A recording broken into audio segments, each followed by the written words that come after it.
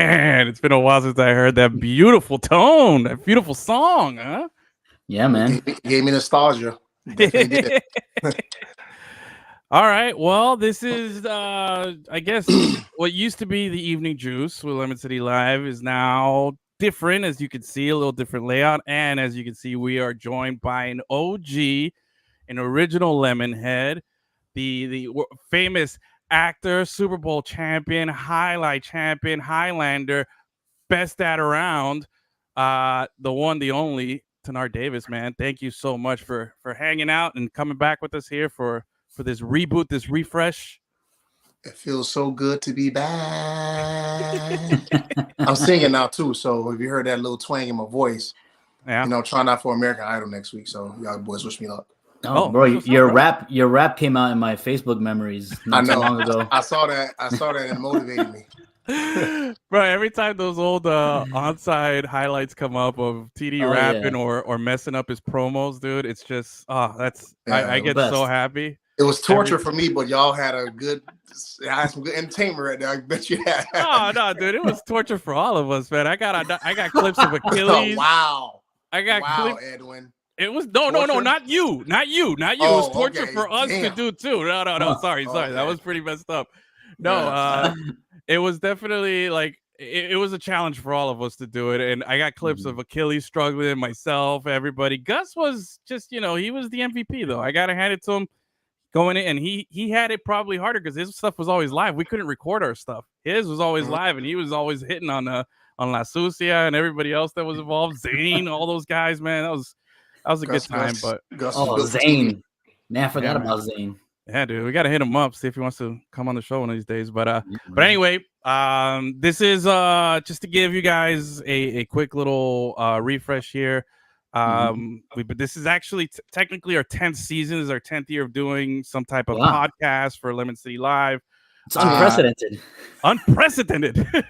Yeah, when you put 10 fingers, when you took 5 fingers together, you get this. Yeah, man, there you go. And that's where we, and we got TD here with us. So it's a nice throwback, but also a reflection of everything that we've done for so long here and what we hope to continue doing here for this 10th season here. We're changing things up a little bit. We'll get more into it as the weeks and shows develop, but just so you know, what we used to do one big show, we're going to divide it into smaller shows, theme-based with different people as well.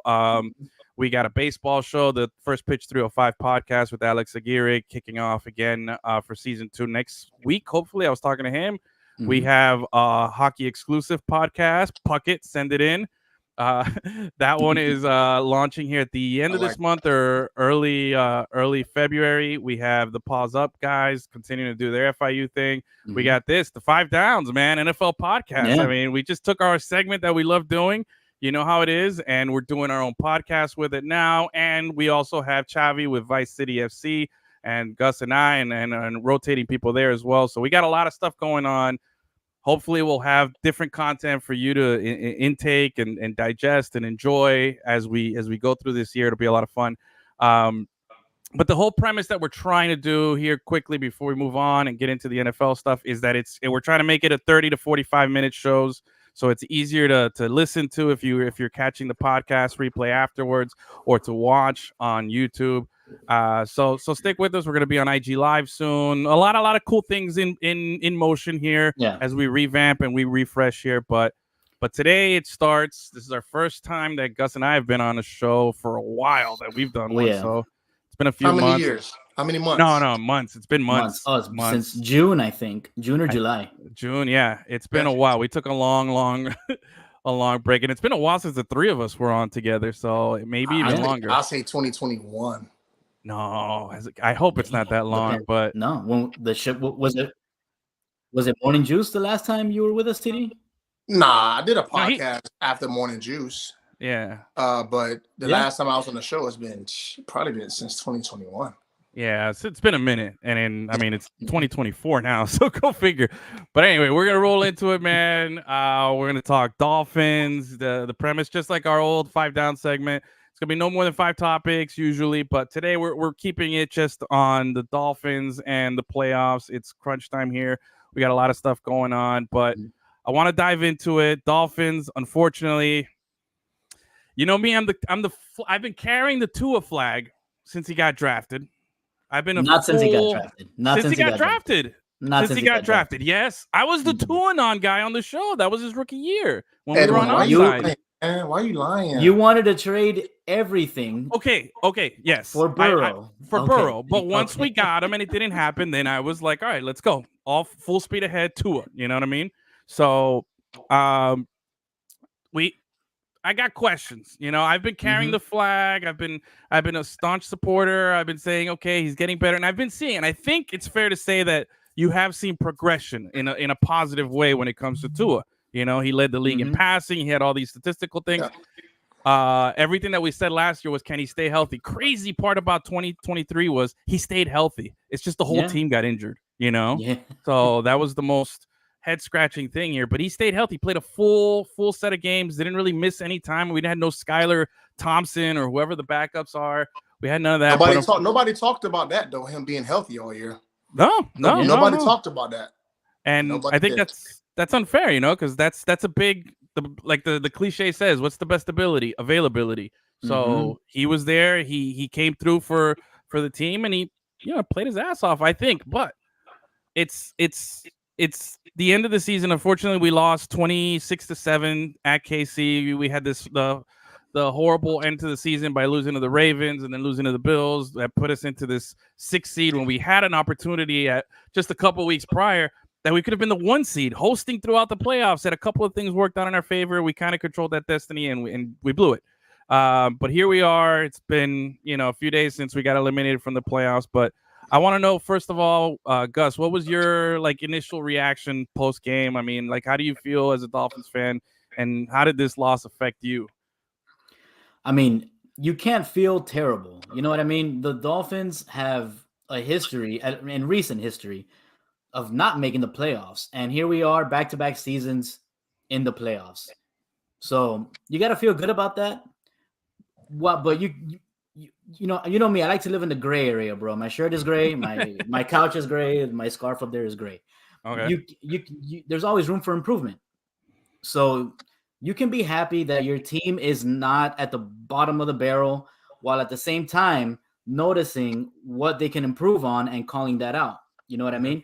So yeah, bro, it was a good season. They like you said, they had their destiny, or they held their destiny in their hands late in the season. And unfortunately, you know, they flattened out at the end. But hey, man, we see the improvement from where the franchise has been in the past couple of decades. Okay. TD, are you on this moral victory outlook on the season, or are you feeling more disappointed? I mean, well, if I'm the organization, I'm not looking at a moral victory, because you had the opportunity to seize the division, and also too, you had the position to get a number 2 seed, so you could have had home field advantage. The only optimistic thing they can get out of this is Tua was healthy all year. But I saw some on social media when he was throwing those interceptions, Tua turned of over. Tua turned out, I saw that. It was so clever. I know I'm butchering it.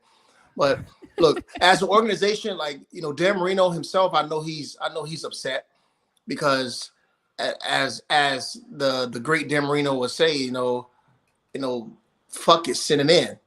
It wasn't no fuck it sitting in. It was like, fuck it, we going home because we lost and go to Kansas City. I don't want to give up on Tua. You know how heavy I was on Tua when we had the podcast over at Onside Radio. I don't have an issue with Tua. I never thought he was the answer. He kind of proved my point in the playoffs. I like Tua. He's going to put up numbers if he's healthy.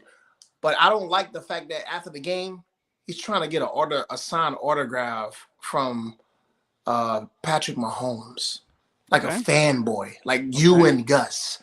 After y'all just lost, y'all want to go get an autograph. No, you don't do that. You're competing against this guy. You can do that in a preseason. You can do that in a regular season game, but not in the playoffs. Yeah. And that right there said a lot to me about his attitude about the game. He should have did what Jalen Hurts did. Ran in the locker room after the game. Okay. And be upset about that performance. See, I like where you're going with this. But first of all, I don't like it that you're hating on me getting Tenard Davis's autograph. Okay, I am a fanboy. There's nothing wrong with that. I have it proudly. Well, I'm a part of your team. You can always get my autograph. So, I'm talking about the other team. It's like getting an autograph from the Dan Leberton show. Oh my God, we was with Dan Leberton. We get an autograph. No, we got to stick with our team. That's true. That's true. And see, I think there was something about it. And so elaborating on what you're talking about, because this is an avenue that I wanted to dive into a little bit. I've been watching Hard Knocks. I think we've all at least seen a few episodes of Hard Knocks with the Dolphins, and we've kind of gotten a look inside. So I've been this big Tua guy for all these seasons, and I've been optimistic, and I'm looking at the body of work this season, and I see as on the field, man, when we were good, we were great, but when we were bad, we were awful, and that really, like, trying to decipher that. I'm trying to see if there was a moment when we faced adversity, did we overcome it? And I felt like there was none of that, other than maybe that one drive in the Cowboy game at the end where he led us down the field and set up the game-winning field goal. That was the only time that it was like, all right, we're doing it. You know what I mean? It's weird when back in the day, and again, I'm not trying to compare him to Uncle Dan, which I love the whole Uncle Dan reference on the show. That's so fantastic. Yeah. I'm not trying to compare him to Uncle Dan, but every time, we had Uncle Dan under center and it was late in the game, we always felt like we had a chance, but we never were even in position. It was like every loss was a bad loss. Every loss was a bad blowout, and every win was like a comfortable win. We didn't have that situation other than that game with the Cowboys. So I look at that body of work. It kind of, I'm really disappointed in that. And then I watch the show and I see what you're talking about, TD. I see like this, and again, maybe I'm being like a jerk. I don't know, because I'm not an athlete, or I wasn't, in my past life, maybe I was, but I'm not an athlete. I'm not a guy who's in the trenches. I don't know that stuff. I'm just some guy watching on TV, but like, I can't help it. That's what I see. And what I see is a guy who, like you said, like fanboying, like he gets real excited about stuff and this and that. I don't see, and I don't want to be like a jerk, but again, I don't see like a leader. I see like a guy who's cool and has some positive traits, and he's very optimistic about everything, but I don't see that leader quality, that guy who gets mad at himself for messing up. It's always, I felt like there was a lot of rah-rah, a lot of like, oh, it's okay, we're going to be all good throughout every time I watch the show. Tua the person by far is, I'm sure, is a wholesome, very approachable, great guy out the field. But I don't, like, when I'm losing, I don't want him to be fake. Yeah. But I want him to have a sense of, like, that's fucking go. Like, my quarterback, Baker Mayfield, my quarterback has that. Baker Mayfield is not the best quarterback in the NFL. Yeah. But everybody was staying with Baker Mayfield. If he had a smidge of Baker Mayfield's aggressionness as a quarterback, the team will feel more confident in the fourth quarter that he'll go and score and take the team downfield. That Dallas Cowboys game, like, I see what you're saying when he made that drive. Yeah. But the Dallas Cowboys is back home too. They wasn't really a good team. They was fugazi. Phonies. Yeah, phonies. Yeah. So it's like, so do we give that game the notoriety, the credit of it is, because it really wasn't a good Dallas Cowboys team. Yeah. So I don't have a problem with Tua. Like, Tua, to me, I think is a really good guy. But my quarterback, if I want him to be my quarterback, I don't want him asking for Patrick Mahomes' autograph after the game. If Dan Marino, so I guaranteed you, Dan Marino, Uncle Dan said something to him after that. Like, say, why the hell? I never asked for Troy Aikman or Kenny Kelly's, Jim Kelly's autograph after we lost to them. No. But I mean, if anything, you could do that in private. Like, I'm sure there's like a QB chat. There's like a WhatsApp group for QBs, right? There's like a QB WhatsApp group that are like, hey, bro, like, hey, what's going on? Hey, send me your address. Can I get a jersey sign? I'll send you one. Like, I'm sure they could work all that stuff out. Not on national TV, man. Not on national TV. No. Yeah, I agree. I hate saying this, but you're right. Your horrible Baker Mayfield reference is actually accurate. I would love a little more Baker in him. Although too much Baker we've seen is also like the other. Not enough. Yeah, you don't want too much Baker. You gotta find a middle ground with Baker. Yeah, because he gets too wild and too much of that stuff. But he needs a little something. And like, okay, so going back to this, TD, you played. You've been in these trenches. In college and the pros. You've seen this dynamic. and I'm sure you've experienced a lot of different coaches, a lot of different leaders. I mean, you saw firsthand how Peyton Manning handles himself and how he carries himself and with the team and everything. Now, again, I'm not trying to compare him to Peyton Manning. No, but that's a good comparison because Peyton Manning he's a wholesome guy. He's goofy. We've seen him on TV and everything like that. But on the field, he's an asshole. Or during practice, he's an asshole. Yeah, but was he like that? And no disrespect to Peyton. He's not trying to be your friend. Mm-hmm. In practice, he's trying to execute the plays. You know, it's plenty of times he jumped on Hank Baskett's ass. Yeah. There's plenty of times that, you know, he had to confront the rookies. So, like, I'm not saying that you need to be like Peyton Manning on the field and be a jerk, but you have to have a sense of, like, it's about winning now. Because for one, emergency. It's a sense of urgency because Tua is going to be in the last year of his contract. I know he's not going to say he's playing for a contract, but if you get cut and go anywhere else, you're not going to get another chance being a starting quarterback on another team. Yeah, this is the way the quarterback system is working now. How these guys are coming out of college, Tua ain't gonna have a second chance being a starter in the NFL. Like he won't. But to be fair, we're also comparing Tua, who's in year 4 now, going into it. I think year 5, going into year 5. Yes. Is it 4 or 5? We got drafted. It was 4. He's going to be 21, 2, 3. So, no, next year will be his 4th year. Next year will be his 4th year. No, next year will be his 5th year. No, 21, 22. Oh, wait, 20, 21, 22, 23, 24. Hey, he was the quarterback during COVID. Remember? Yeah, that's right. 2020. Yeah, 2 years with Flo and 2 years with McDaniel.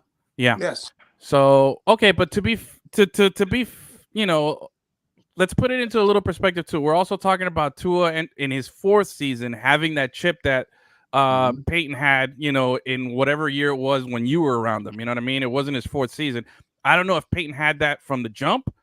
He probably had some of that, you know, but I do see that there's a big disparity between what Peyton brought or showed and what Tua is showing. And I do feel like that's something that needs to be worked on. And when it comes to the on-field performance, I mean, the stats were there, but we never felt like, again, my biggest takeaway from the season, stat-wise, is that we never overcame adversity. And they talk about it on the show like, oh, adversity, nothing gets adverse. You don't get stronger without adversity and blah, blah, blah. But we never really had that adversity directly affecting Tua as far as being a leader on the field. You know, obviously there's stuff that happened outside of the field and with personnel and stuff like that and moving things around. But like TD said it before, he didn't have that dog in him to we got this rally. Huh? Gus, let me ask you this, Gus. Do we blame the coach for his lack of intensity? Because he's very nonchalant, he's very goofy. Yeah. And when you have a coach like that, does that bleed over to the team? Yeah. This is the topic that I was most interested in because everybody remembers when they let go of Brian Flores, and one of the main reasons why they let him go is because his relationship with Tua wasn't great because he was very hard on him. Yeah. Right. But that's Brian Flores' coaching style. He wants to toughen you up. He wants to put that adversity in front of you before it even happens. Right. Yep. He doesn't wait for the big game for you to face adversity. He makes that adversity happen in your daily practice life. Maybe Tua couldn't handle that. Right. But maybe that's a precursor to show that Tua can't handle the adversity of real life NFL games if you couldn't even handle it in practice with a hard coach. So now, like, I fell in love with McDaniel watching Hard Knocks and seeing how the team would perform throughout the season as well, right? Yeah, you got to take the good with the bad. McDaniel, genius offensive guy. You saw it. They broke so many records. Everything that they did, they were being called Greatest Show on Turf Part 2. Yeah, people were referencing that. So, but one thing that the Dolphins had when Brian Flores was the coach is that they never got flagged. That team was disciplined, like to the T. And that is one of the biggest reasons why the Dolphins suffered late in the season, because they kept kicking themselves in their own asses, man. But you remember when Jim Carrey and Liar Liar. Before he got fired, he put the team back in 8-8. Remember they went like on a 7-6 game winning streak. Yeah. And that's the definition of adversity of what you were asking about, Edwin. Yeah. You know what I'm saying? So like the Dolphins didn't have to face that this year. The only adversity they had to face was Tua being hurt. Yeah. Like the past 2 years they had that's the adversity, Tua being hurt. They had to figure out what kind of quarterback they had to have as a backup. They had to change their game plan in order to have an effective season with the quarterback they had. But they never was in a position to say, hey, if we win 5 games, you're going to be in the playoffs. The only thing you can say they had adversity with and that worked, they was in control of it, is they had control of winning the division. Yeah. And look what happened. That's adversity itself. And they laid an egg. And who was the quarterback behind around? Tua. Yeah. So again, like if we had Josh Allen, we wouldn't have been worried about them not winning the division. I went to my barber and he was saying, look, I'm scared of having Josh Allen come in Miami and win and take that not win. I say, bro, we home. He said, I don't care. Yeah. It's Tua. Tua makes me scared. I said, that's terrible that you feel like that. You're a Dolphins fan. He said, yes. Well, first off, props to your barber. The Slim Ross looking thing that you got going on point. Appreciate it. Definitely love it. Every time you post selfies on IG, I'm always like, yo, Slim Ross. I've been calling that for a while now, dude. To me, it's just perfectly fitting. But I do say that, look, McDaniel, swaggiest coach in the league. Like he drips. I get it. Yeah. He's got the glasses, the Shula glasses. He's got the legs rolled up. He wears the fancy sneakers and everything. But man, Gus, you said he masterminded and on offensively he was great, but I felt like that offense was great when a lot of things fell into place and depending on the opponent that he was playing in. Like he definitely took advantage when you needed to win. But in games that I was defending the fact that they lost to all these teams with good winning records all season. I was defending it like, oh, well, it could have gone either way, this and that, but it wasn't. It was never close. Like I'm trying to find these not excuses, but reasons why things happen, I guess is what I'm trying to say. And it bothers me to no end that the offense just looked anemic. Like it was so frustrating in all these games that we were losing. The play calling was just, we all felt like, where's it coming from? Like who's calling the plays? Where's this mastermind? Where's this genius, this offensive guru? And at a certain point, he's gonna become a gimmick. Yeah. Don't get me wrong, his flashiness is going to become more of a distraction than the wins. And it's like you can go 11-6 and then get into the playoffs and lose, but then the attention is going to be on his drip. Like, okay, that shit gets old after a while. And I'm saying, because if he goes two, it goes two. They're a package. It ain't a new coach coming in. And they're going to if the Dolphins franchise tag Tua, they're going to franchise tag him. They're going to. They will. Because I can't see us paying $40 million for the guy right now. No, they're not doing $40 million. They'll meet him in the middle. But I had a conversation with my barber, and I said this: if the Dolphins go into the draft and get another quarterback and go on free agency, they're taking 2 steps back. You're in the door, but you're not having a seat. You can't. The division is so wide open. And you had an opportunity with Aaron Rodgers being hurt. So when you got a full season of Aaron Rodgers and you got a Josh Allen who make whatever he does this season coming back, you're going to really see what kind of team you got. And if you decide to say blow it up now or blow it up next year, you're going to take 4 steps back because Josh Allen ain't going nowhere. If Aaron Rodgers can play 3 more years, he ain't going nowhere. And then the Patriots, depending on what right now, they're the laughing stock of the. So this division right now is technically still wide open, and the Dolphins had the opportunity to take advantage of it, and they dropped the bag. Yeah. Come on. You know what? And that's true. As scary as Buffalo is, they're not Patriots reliable. Though when the Patriots were in their heyday, they're not that reliable. They're a scary team. Because the Bills will beat the shit out of anybody on any given day. Yeah. And they've been doing it the past couple of seasons. You know what I mean? They show up when it counts. Yeah. But they're not that reliable. You can take the division from them. We could have done it this season. It's possible. And Josh Allen, he's due for a 3 interception game, a fumble. Well, that's the thing, though. we won the turnover battle against the Bills. Like we had more turnovers. It's not supposed to happen. We were up at halftime, which if we were up at halftime, I think we were 11-0 on the season. You know, like everything was there, and yet we still blew it. Like, and that's what I'm talking about. Like when Tua is down or the Dolphins are down, I don't have that confidence. Like, all right, we're gonna get it back. Last season we did. We had those comeback wins against Buffalo and against the Ravens. You know, and then this season it was like every time we went down, it was like, nah, we ain't got that. We're done. Like, let's just fold it up. I don't know what happened between last season and this season, but Josh Allen, he started off like 2 interceptions in the first half and like wasn't having a good game. And yet, if you're a Bills fan, I'm sure you were like, well, it's Josh Allen.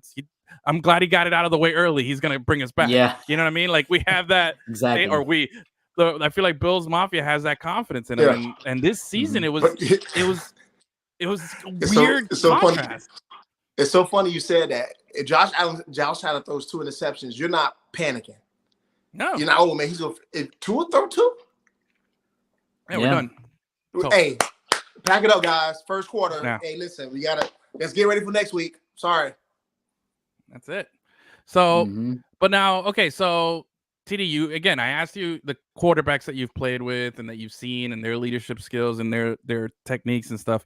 We're looking at 2 different seasons here with McDaniels now. You know, last season it felt like he did the stuff that we wanted this season that he didn't do, like that adversity, that grit. It felt like it was could it be something like because I think they said that the Hard Knocks series, every team that's been on it during the season, which is we're like the 3rd or 4th team to do it, has had a horrible end to the season. So maybe it's a thing about having like the cameras there and just being on the spot that we just didn't handle it. I don't know. I'm not saying it's an excuse. I'm saying maybe it's a reason. Maybe that's a reason, you know, but like a Madden curse kind of thing. The Lions were on last year, and then they ended up almost making the playoffs. They won. No, but it's the teams that did it in season. I saw the stat, and they said the Lions did it in the season too a little bit. I think each one, the Colts and the I forgot what it was. Maybe the Lions, but something happened. I don't have it in front of me. I got to pull it up. And every team ended up bombing out. Like all the good hype that they had ended up failing, and then just things got worse for them. But I look at you as a player, and I see what we saw from the Hard Knocks, and I saw a lot of like, man, like, oh, we threw an interception. It's all right, guys. We're gonna be fine.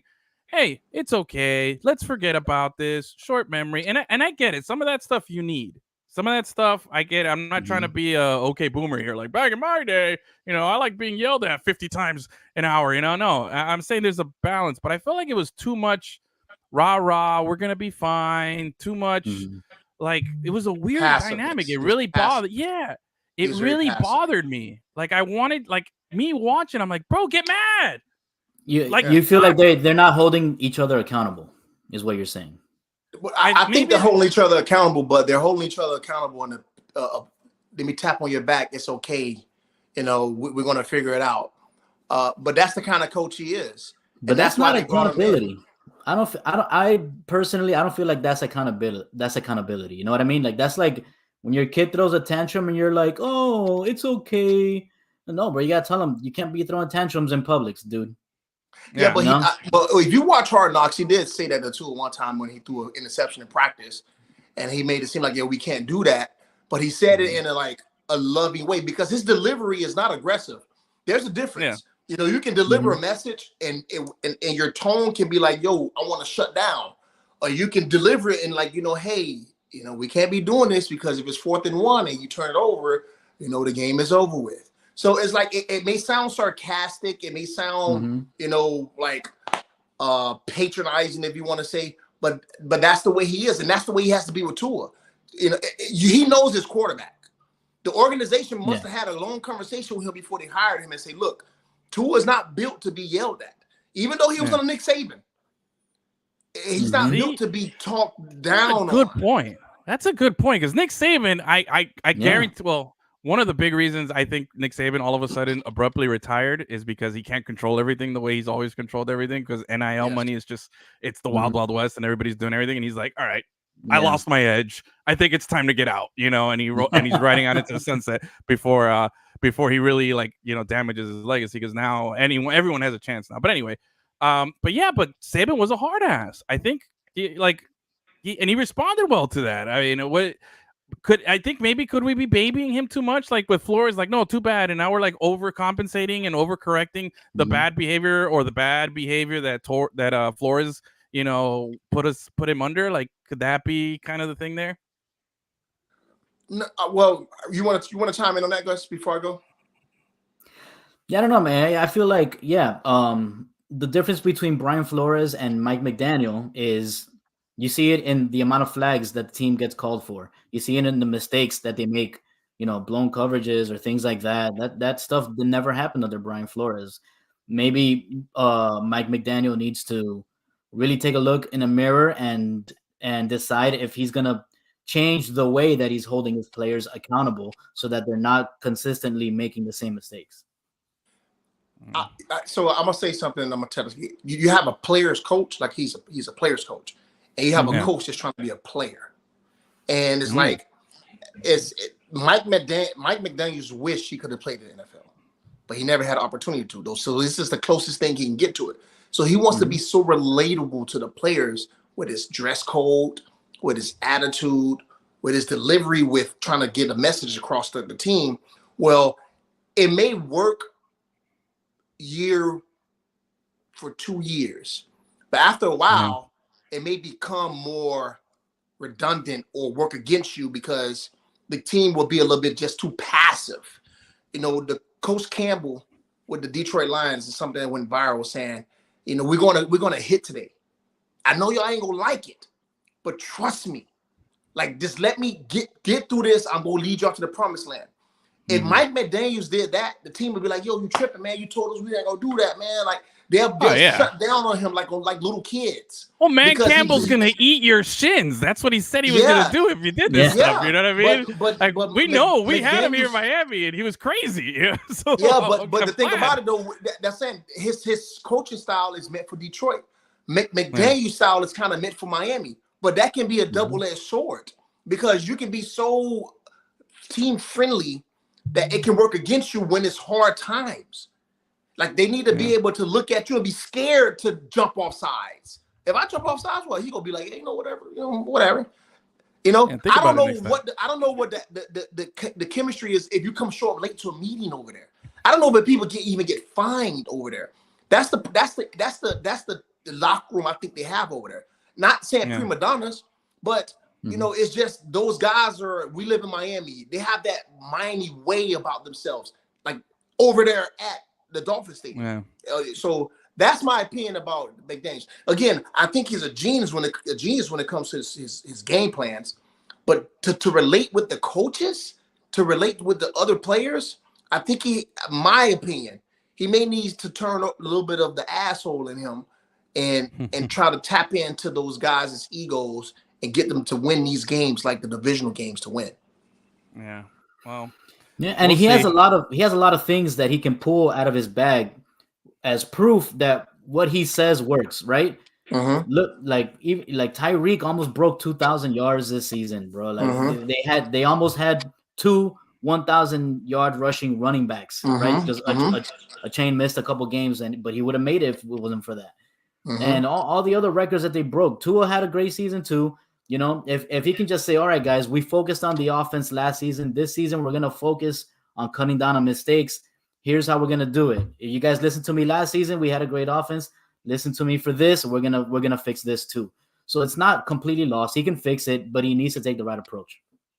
I'll leave it at this. I think last season, if we had this season last season, I would have said exactly what you said. I would have been like, look, look at all these positive stuff, but being this, a different, I'm looking at this under a different lens, and I can't help but think that a lot of that stuff goes, what do you call me? What does Achilles always say?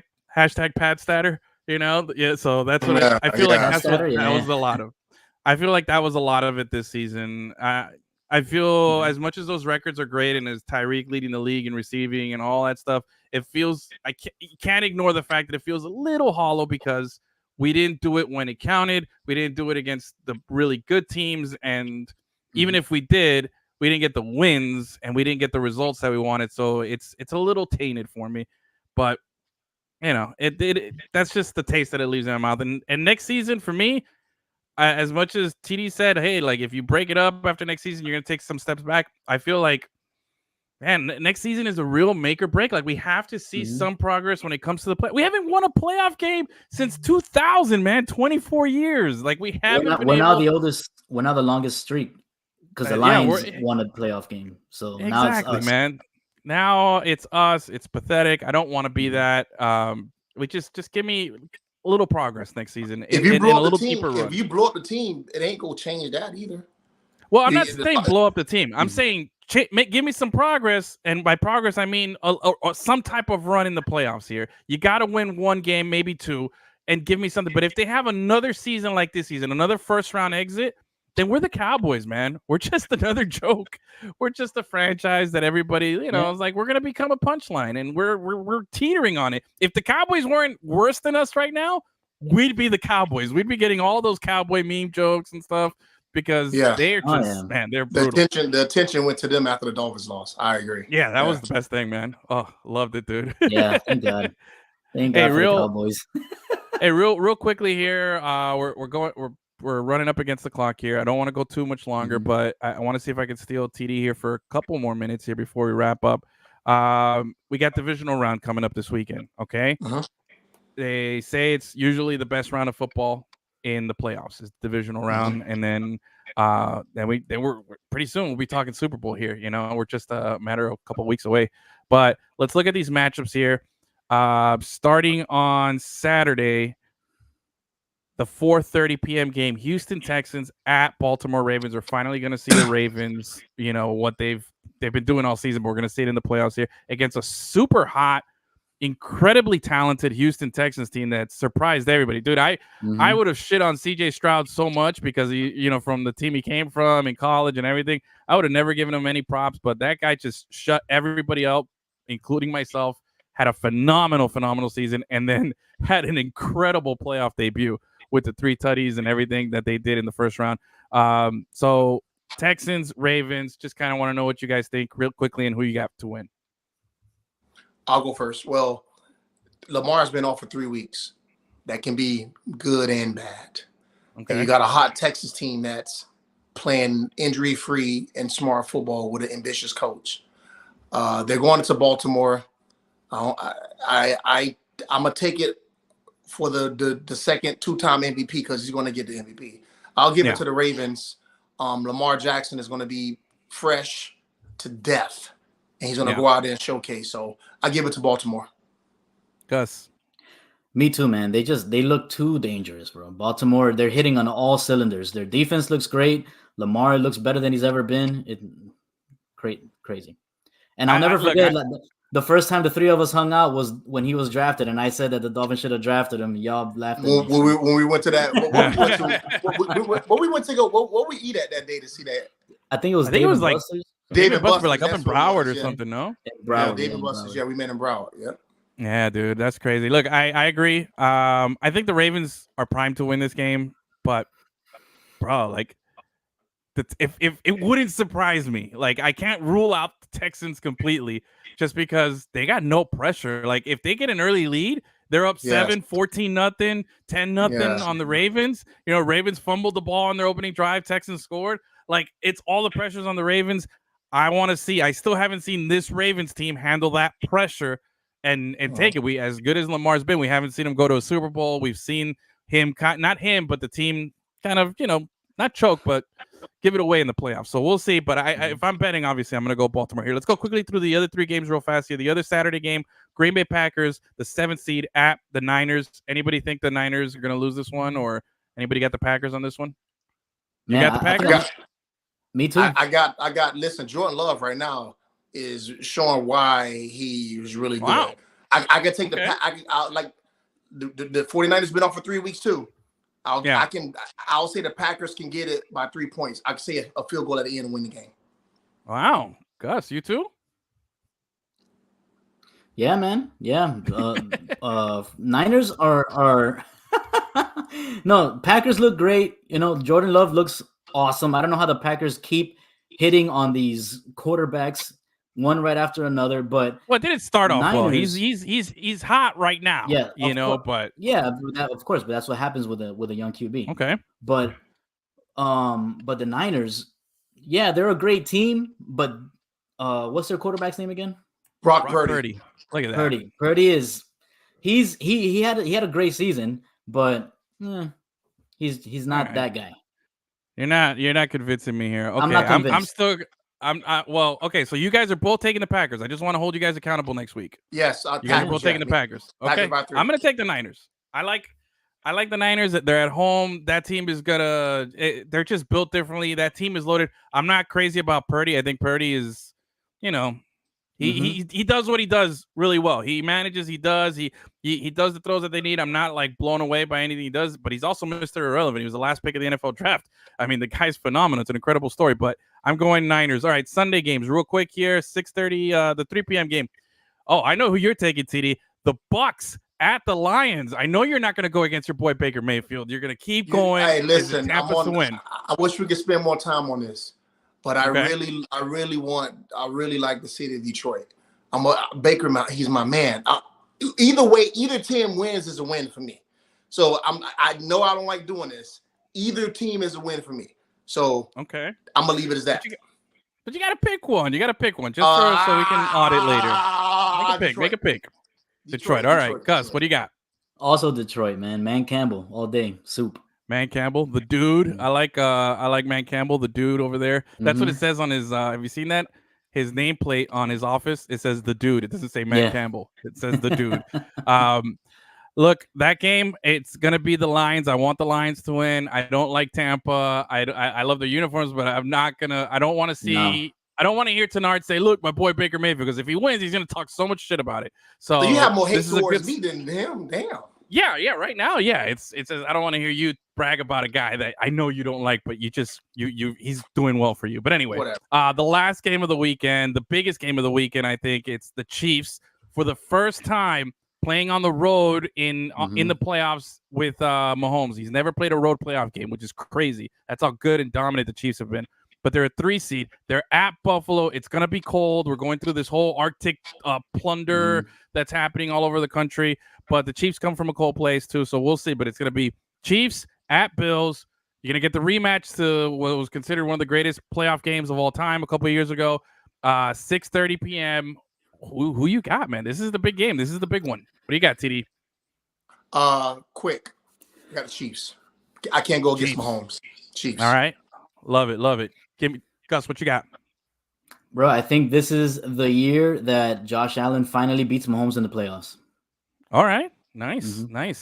I'm going to go with, unfortunately, I hate to say it, I think the Bills are going to win just because I feel like things are lining up for them to pull this off, because they're going to be home, because the refs always love the Bills, but then they're going to blow it the following week, whether it's Houston or the Ravens. So I'm okay with that.